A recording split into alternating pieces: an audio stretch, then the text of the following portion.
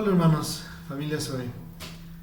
Este miércoles 29 de abril del 2020 quisiera decirles que, pues como hemos aprendido en estos días en que les he compartido mensajes los domingos a través de este medio, así lo voy a hacer ahora para estudios bíblicos los miércoles. Durante un buen tiempo he estado pensando cómo hacerle, pensando en ir, en ver dónde reunirnos, en casas, y había muchas dificultades para esto.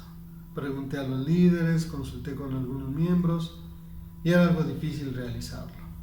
Pero después de aprender que podemos hacerlo a través de estos medios, pues les quiero compartir que a partir de ahora vamos a tener cada miércoles a las 8 de la noche un pequeño estudio bíblico.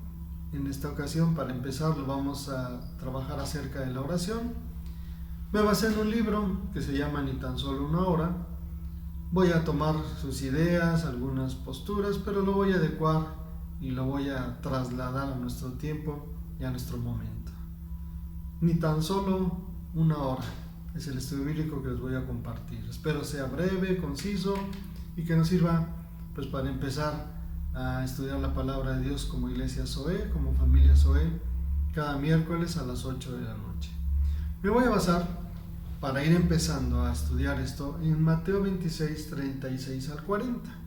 Ahí dice: Luego Jesús fue con sus discípulos a un lugar llamado Getsemaní y les dijo: siéntense aquí mientras yo voy más allá a orar. Se llevó a Pedro y a los dos hijos de Zebedeo y comenzó a sentirse triste y angustiado. Esta es la angustia que me invade, que me siento morir, les dijo. Quédense aquí y manténganse despiertos conmigo. Yendo un poco más allá, se postró sobre su rostro y oró: Padre mío, si es posible, no me hagas beber este trago amargo, pero no sea lo que yo quiero, sino lo que tú quieres. Luego volvió a donde estaban sus discípulos y los encontró dormidos. ¿No pudieron mantenerse despiertos conmigo ni una hora? Le dijo a Pedro. Aquí es donde vamos a estudiar la palabra de Dios. En estos versículos es donde nosotros nos vamos a centrar para tener un pequeño devocional, para tener un poco de meditación entre semana, y les voy a enviar a través del grupo de WhatsApp este video y además 2 o 3 diapositivas para que ustedes vean ahí el bosquejito de este estudio bíblico. Vamos a pensar un poquito en lo primero. Ni tan solo una hora. A mí me gustaría que a ese ni le tacháramos y que pudiéramos ponerle tan solo una hora. Que si el reclamo era que ni tan solo una hora pudieran estar despiertos, ahora se vuelva en nosotros un hábito, una hora, tan solo una hora, estar en comunión con Dios. Empecemos por una hora a la semana y quizá en un tiempo se vuelva una hora al día. Aquí nos encontramos con esto, ¿no? Ustedes saben la historia. Jesús va a ser entregado para morir por nuestros pecados, va a tener comunión con Dios como Él acostumbraba, va a orar, va a estudiar, a estar cerca de Dios para fortalecerse, y en medio de algo que se sentía tan mal que aún le pidió a Dios que pues si se pudiera evitar, se evitara esto que estaba viviendo. Les encarga a los discípulos que lo acompañen a velar, a cuidar, a estar en oración con Él. La Biblia nos narra algo muy sencillo que dijo, pero nos dice cuánto tiempo estuvo mínimo ahí orando Jesús y esperando que los discípulos estuvieran con Él orando. Cuando regresa y los encuentra dormidos, Él hace esta reflexión entre triste y de reclamo: ni tan solo una hora pudieron orar conmigo, o velar conmigo, o estar conmigo. Y aquí nos hace una reflexión que quiero adaptar. Les decía, voy a basarme en un libro, voy a seguir como guía a los temas que me presenta ese libro, pero voy a hacer adecuaciones a nuestro tiempo, a lo que estamos viviendo y a nuestra iglesia Zoe. Aquí en la primera imagen que yo les envío, les hago una pequeña pregunta. Jesús oraba. ¿Sus discípulos qué hacían? ¿Oraban? ¿Le acompañaban? ¿Estaban cuando menos al lado de Él? ¿Leían la Biblia mínimo? ¿Leían las escrituras que tenían mínimo? No. ¿Qué dice? Sus discípulos oraban, los discípulos dormían mientras Jesús oraba. Jesús oraba, los discípulos dormían. Esa era la realidad que tenían ellos. No entendían lo que estaba pasando, no entendían lo que venía por delante. Después nos encontramos a unos discípulos en una profunda vida de oración, en un estilo de oración, en un estilo de vida de oración muy, muy fuerte, cuando ya entendieron las cosas. Hasta ese momento no lo entendían. Por eso ellos dormían mientras Jesús oraba. Traslademos todo a nuestros tiempos. Dice la Biblia, lo hemos visto en varias partes, que Jesús clama por nosotros. Que si alguno tiene algún pecado, tenemos a Jesús como nuestro abogado que intercede por nosotros. Y yo te hago una pregunta, ¿no crees que Jesús esté orando en este instante por nosotros? ¿No crees que Jesús esté intercediendo en este instante por nosotros? ¿No crees que Jesús esté pidiendo a Dios, clamando, suplicando por nosotros? Y entonces tendríamos que seguir con la otra grafiquita que está ahí abajo. Y en el 2020, en medio de la pandemia, en medio de la cuarentena, en medio de esta contingencia sanitaria, Jesús está orando, clamando y pidiendo por nosotros. Jesús está orando. Y entonces tendríamos que poner ahí abajo, ¿y sus discípulos? A lo mejor algunos pueden poner, también estamos orando. Fabuloso. Pero quizá otros van a poner, a veces oro, cuando puedo oro, cuando las oro. Y algunos más pondrían, no, estamos durmiendo. Porque deberíamos orar más, pero no estamos orando como deberíamos orar. Por eso, en la siguiente imagen que yo les envío, pues nada más quiero reflexionar un poquito en esto. En nuestros días estamos viviendo situaciones que nos presentan la vida, que son muchos de estos distractores para la oración. Hay muchas cosas que nos distraen para orar, muchas cosas. Yo puse ahí unas, quiero mencionarlas, por ejemplo, el celular.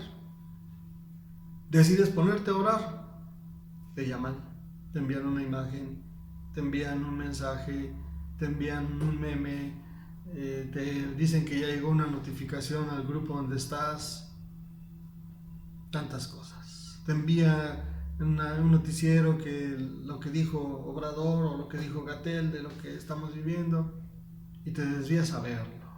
Y ese buen propósito de orar, no lo haces. A veces la fatiga mental, estás tan cansado de todo lo que estás viviendo que te vas a la cama y en vez de orar te duermes inmediatamente. A veces el trabajo para algunos que todavía siguen trabajando, ¿qué va a pasar? ¿Qué voy a hacer? Salen a trabajar, regresan tensos, llegan a bañarse, arreglarse, limpiarse, higienizarse, a cenar y dormir porque el otro día tienen que trabajar, no sé, las responsabilidades, ¿qué voy a hacer con este pago? La renta, la hipoteca, el gas, el teléfono, y te la pasas haciendo presupuestos y ves que cada vez es más el gasto y menos el ingreso, la familia, tienes que atender. ¿Qué tantos distractores hay para orar? Sobre todo, los que han estudiado esto el primer y principal distractor es la indisciplina. Si no tienes una disciplina de oración, no vas a tener un estilo de vida de oración. Y yo te pongo una pregunta ahí, ¿qué más? Porque solo tú, y solo tú, sabes cuál es tu principal distractor para tener una vida de oración. Es algo que solo tú sabes. Nadie más lo sabe, o quizá uno lo puede imaginar, pero el que lo sabe solamente eres tú. Por eso, yo quisiera invitarte a que pensáramos un poquito en esto cada miércoles, a lo mejor no orando toda la hora, pero pues manteniendo este emocional. La tercera imagen que yo te envío es, ¿cuál es el proceso de estilo de vida en oración? Aquí hay 3 o 4 puntos que hay que trabajar para lograr ese estilo de vida de oración. Número 1, la disciplina. No ores solo cuando tienes ganas de orar. Ora cuando no tienes ganas de orar.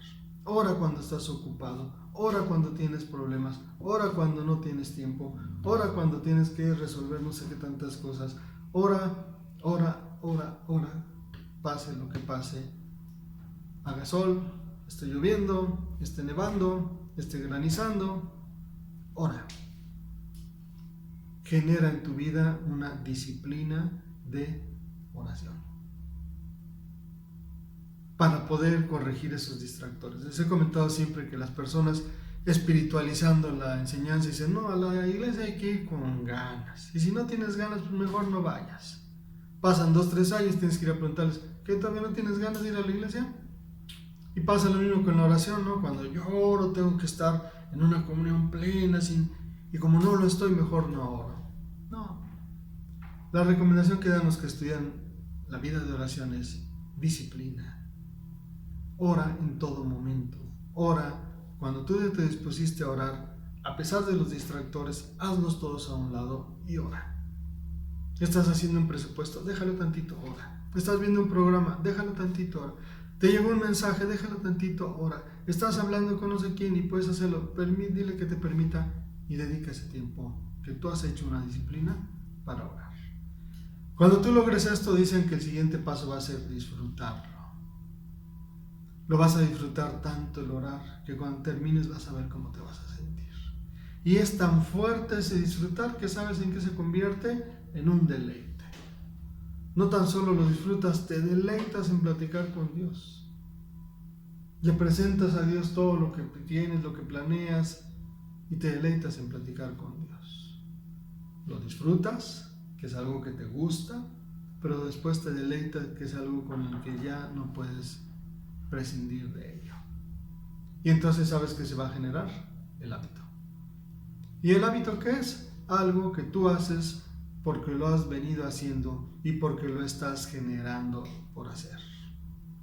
Un hábito es algo que tú realizas frecuentemente por la disciplina que tú tienes, por la meta que tú tienes, por el propósito que tú tienes. Y cuando esto se vuelve un hábito, entonces tu estilo de vida de oración es una realidad. Tienes que pensar seriamente en esto. El proceso del estilo de vida de oración empieza con la disciplina hasta lograr un hábito que se convierte en un estilo de vida. Y por último, yo quisiera que pensáramos un poquito en los resultados de la oración, que es lo que a veces genera que por eso no oremos. ¿Cuáles son los resultados o cómo son los resultados de la oración? A veces las personas piensan que ya oré y a partir de este momento todo desaparece, todo se convierte, todo se cambia y por arte de magia, ¡pum!, todo es diferente, ¿no? Hemos visto muchas veces en la Biblia que los resultados de la oración son lentos, conforme al parámetro de Dios y a la medida de Dios y a la voluntad de Dios. A veces son rápidos y sí, la transformación llega instantáneamente, pero la mayoría de las veces la oración, los resultados de la oración no se dan instantáneamente, sino como fruto de ese proceso de estilo de vida de oración. A veces son paulatinos, o más bien dicho son paulatinos, o sea, se van dando, Dios va poniendo las condiciones, las situaciones, y se van dando estos resultados. Lentamente, pero paulatinamente, van dándose y avanzando. A veces son imperceptibles, no te das cuenta. ¿Por qué? Porque luego le pedimos a Dios algo y Dios pone las condiciones para que lo vivamos. Dice la Biblia, si tú le pides a Dios paciencia, te va a mandar tribulación. Es decir, te va a mandar las condiciones para que aprendas a ser paciente.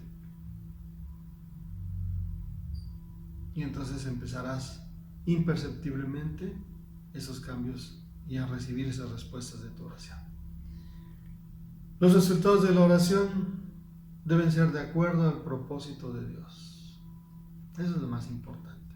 No de acuerdo a mi capricho, a mi idea, a mi voluntad, sino al propósito de Dios para tu vida.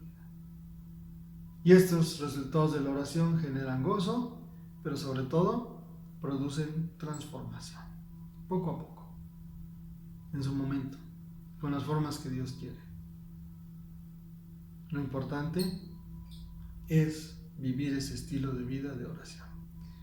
Yo te preguntaría, ¿por qué empezar un estudio bíblico de oración en medio de una pandemia, en medio de una contingencia, en medio de una cuarentena, en medio de una enfermedad nueva que está matando a miles y miles y miles?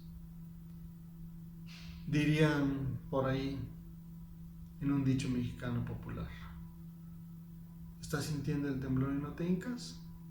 Es decir, estamos viendo lo que está a nuestro alrededor, y no de forma en que nos estamos apanicando, sino en una realidad de que esta enfermedad es una realidad, de que la pandemia es una realidad, y de que sabemos que Jesús está orando por nosotros.